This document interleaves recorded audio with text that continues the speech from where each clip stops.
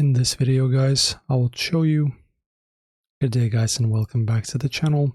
In this one, I will show you how to check Gmail accounts activity and signed in devices.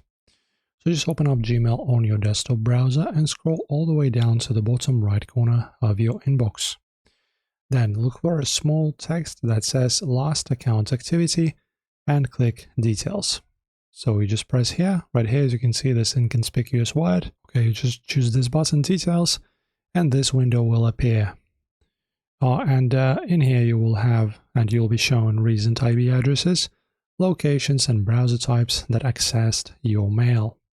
If you see any unfamiliar activity, you can just click sign out or other Gmail web sessions to instantly kick those sessions off. So you just scroll through this list. I'm not going to show it for the privacy purposes. Choose any activity you don't like, and next to it just choose terminate. That's it. Stay safe with your data, guys, and enjoy.